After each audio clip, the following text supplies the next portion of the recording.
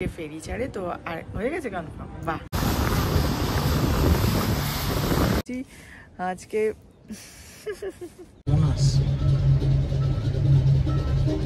আর এই যে আজকে শেফ।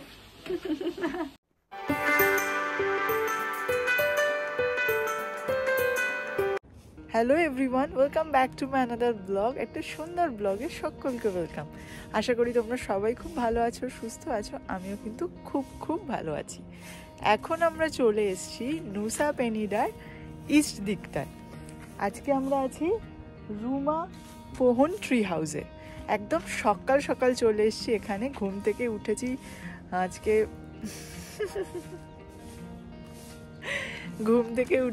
আজকে প্রায় 5টা নাগাদ। উঠেই আমি ওকে বললাম যে চলো সকাল সকাল আজকে আমি ট্রি হাউসে যাব। এটা খুব ফেমাস একটা ইনস্টাগ্রামেবল প্লেস, খুব ফেমাস এটা বালির। তো ভাবলাম আজকে সকাল সকাল এটাই চলে আসা যাক। তো চলো তোমাদেরকেও দেখাবো।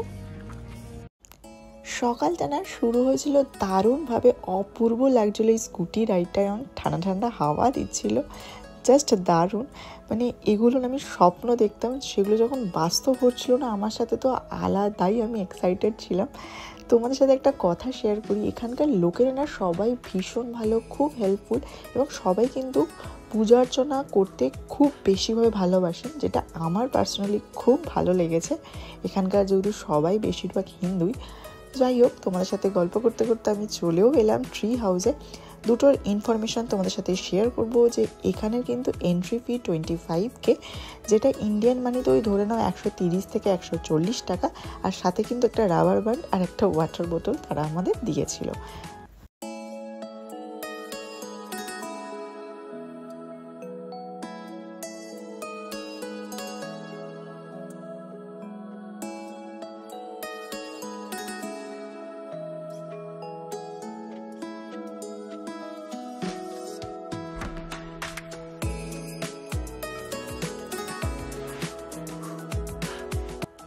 এটাই হচ্ছে সেই famous tree house.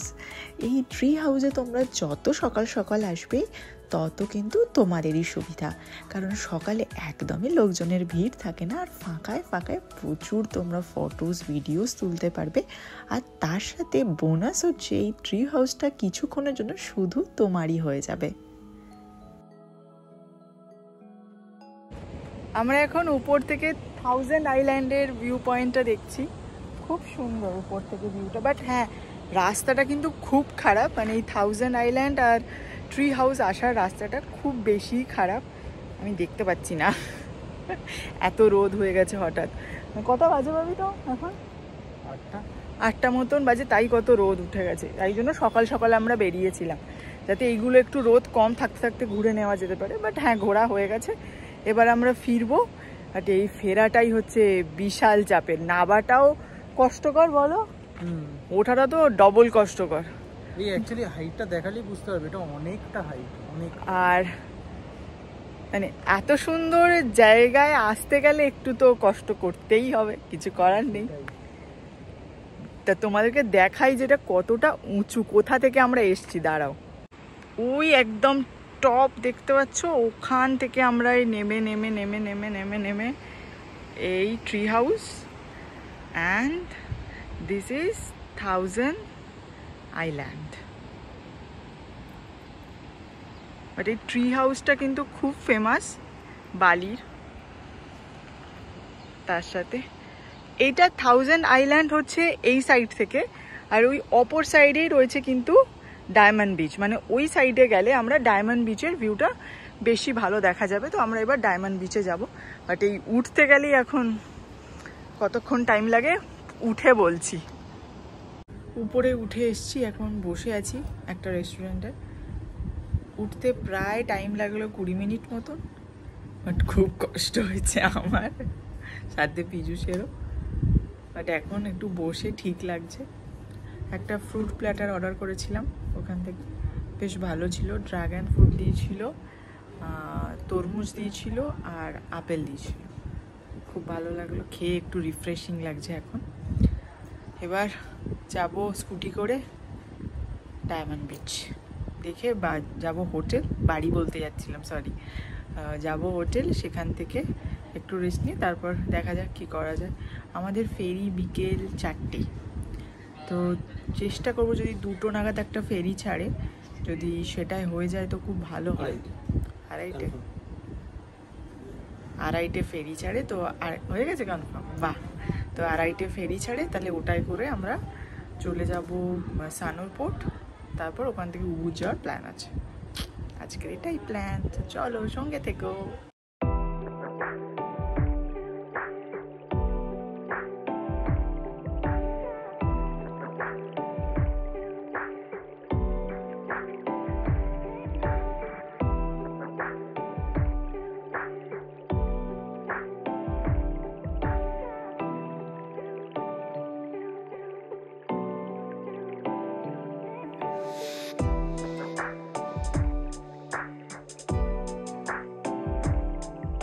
Diamond beach ঘুরে এবার আমরা ফিরছি হোটেলের দিকে। যাই হোক, দারুণ ঘুরলাম। নুসা পেনিডাতে স্টে করলেই তবেই কিন্তু এই স্পটগুলো দেখা পসিবল, না হলে কিন্তু ডে ট্রিপে আমার আগের ব্লগে আমি নুসা পেনিডাতে যে যে স্পটগুলো দেখিয়েছি শুধু সেগুলোই কমপ্লিট হয়। আর এই স্পটগুলো দেখতে গেলে তোমাদের একটা দিন হলেও নুসা পেনিডাতে থাকতে হবে। এত ঘুরেছি, এবার তো খিদেও পেয়ে গেছে, তাই ঝপাঝপ ব্রেকফাস্ট কমপ্লিট করলাম। দারুণ ছিল ব্রেকফাস্টটা। দেন ফিরে আসলাম রিসর্টে। আমাদের রিসর্ট থেকে কিন্তু এই এত সুন্দর ভিউটা, আমার রিসর্টের ডিটেলস আমি আমার আগের ব্লগে কিন্তু শেয়ার করে দিয়েছি। তো তোমরা যারা যারা এখনও দেখোনি, ঝটপট আমার আগের ব্লগটা চেক আউট করতে পারো। আশা করি তোমাদের ফিউচারে যারা যারা বালি আসবে বলে প্ল্যান করছো অনেক হেল্প হবে। কিছুক্ষণ আমরা রিসর্টে রেস্ট নিলাম, তারপর আমরা চেক আউট করে বেরিয়ে গেছি। এখন আমরা আছি বোটে। নুসা পেনিডার পোর্ট থেকে আমরা বোট নিয়েছি, আর এটা কিন্তু আমরা বুক করেছিলাম ক্লুক থেকে। এবার তোমরা তোমাদের সুবিধা মতন একটা ফেরি বুক করে নিও। ডে ট্রিপের কিন্তু আলাদা অপশান আছে, স্টে করলে আলাদা অপশান, সেটা কিন্তু বুক করার সময় অবশ্যই দেখে বুক করো।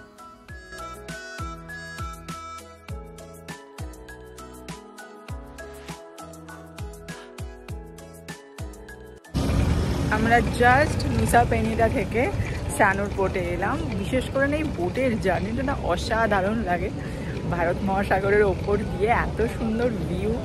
এখন আমরা গাড়ি বুক করেছি, আমরা বেশিরভাগ না গাড়ি বুক করছি গ্র্যাব আর গোজে ক্যাব দিয়ে, দুটোই ভীষণ রিজনেবল থাকে।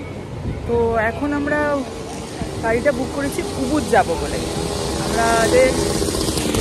আজকে আমাদের হোটেল বুক করা আছে উবুদে।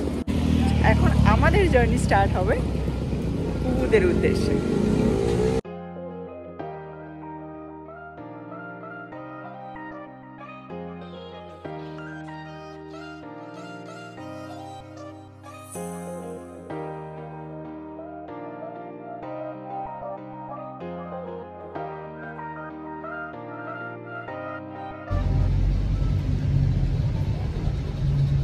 এটা তো বোনাস।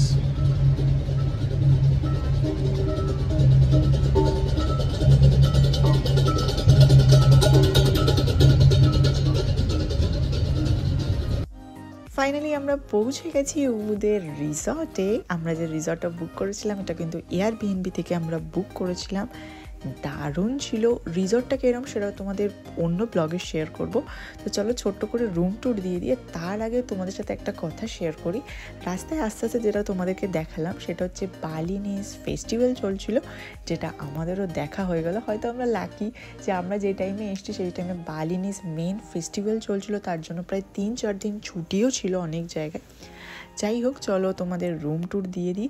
এই রুমটা কিন্তু ভীষণ ভালো ছিল, আমরা জানতাম না এতটা সুন্দর হবে। রুমটাও বেশ বড়সড় এবং প্রচুর স্পেস ছিল। আর এটা হচ্ছে বাথরুম, শাওয়ার এরিয়া আলাদা, সুন্দর দুটো কাবার্ডও ছিল, জামা কাপড়ও খুব ভালোভাবে রাখা যাবে। আমরা যেহেতু এখানে প্রায় 4 থেকে 5 দিন থাকবো, তাই আমরা এই রিসর্টটা একটু ভালো দেখেই বুক করেছিলাম, যেন ফিরে এসে আমাদের একটু রিফ্রেশ লাগে। উবুদে হোটেলে চেক ইন করার পর আমরা ফ্রেশ হলাম। দেন চলো তোমাদেরকে দেখাই পীযূষ কি করছে। ওয়েট, আমাদের রুমে মানে হোটেলের রুমের সাথে একটা সুন্দর কিচেন দিয়েছে। আর আমার কর্তামশাই বানাচ্ছে ম্যাগি।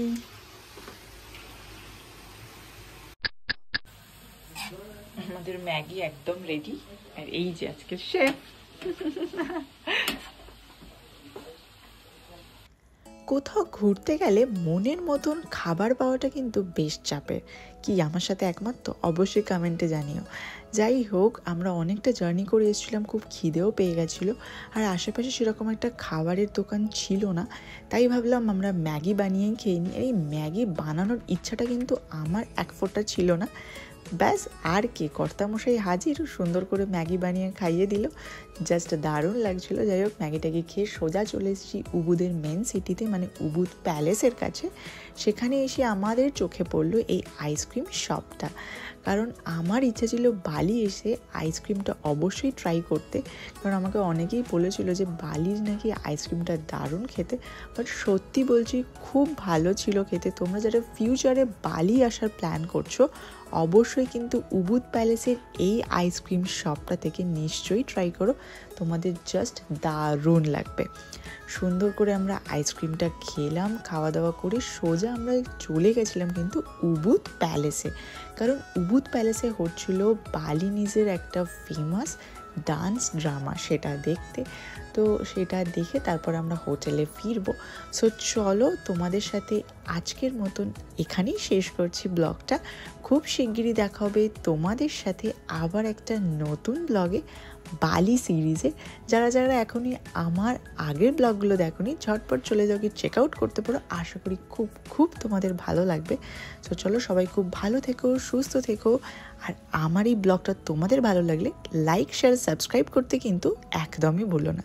সো চলো, আজকের মতন টাটা, থ্যাঙ্কস ফর ওয়াচিং।